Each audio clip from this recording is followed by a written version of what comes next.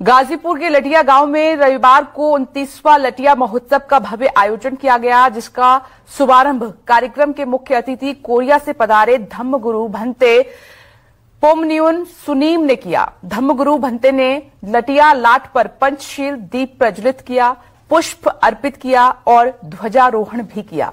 ये भी बताया कि कैसे सम्राट अशोक ने बुद्ध के शांति और अहिंसा के संदेश को दुनिया के कोने कोने तक पहुंचाया।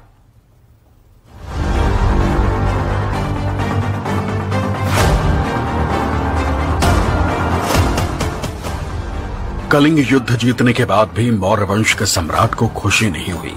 जानमाल के भारी नुकसान ने सम्राट को शोक में डाल दिया। भीषण रक्तपात ने सम्राट का हृदय परिवर्तन कर दिया। सम्राट अशोक बुद्ध की शरण में आ गए, अहिंसा के पुजारी हो गए।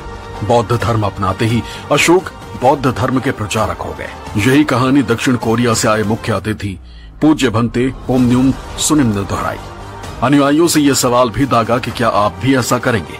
सबने हाथ उठाया, पूज्य भंते का अनुरोध स्वीकार किया।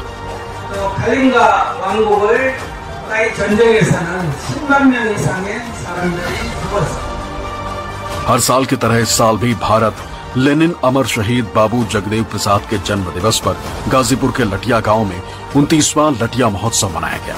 सम्राट अशोक क्लब की देखरेख में हुए इस महोत्सव में स्थानीय लोगों के अलावा पूर्वांचल, बिहार, उत्तराखंड, दिल्ली और देश के कोने कोने से बौद्ध धर्म के अनुयायी पहुंचे। एसडीएम अभिषेक कुमार ने लटिया गांव के अशोक स्तंभ पर दीप जलाकर कार्यक्रम की शुरुआत की।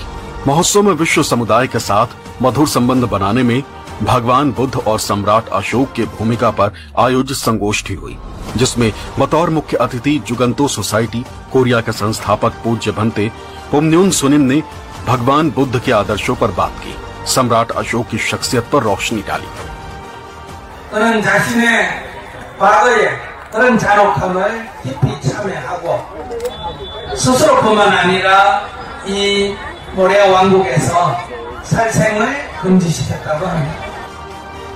वक्ताओं ने कहा कि लटिया गांव का स्तंभ सम्राट अशोक के इतिहास को बतलाता है।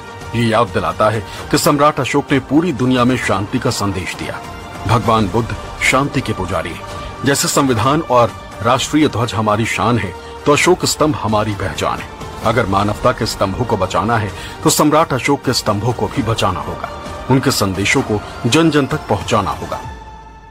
ये आपसी भाईचारा बना रहे इस देश में, उस क्रम में यहाँ कार्यक्रम चलता है। साउथ कोरिया का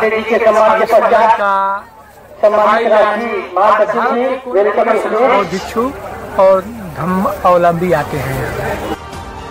अतिथियों ने मंच से अवधेश मौर्य की पुस्तक सभ्यताओं के शिक्षक बुद्ध, आनंद कुशवाहा की कहानी संग्रह अतिथि देवो भव और नाटक संग्रह पुस्तक ज्योति का विमोचन किया। राष्ट्र की एकता और अखंडता की शपथ भी दिलाई। Bureau report, news 24।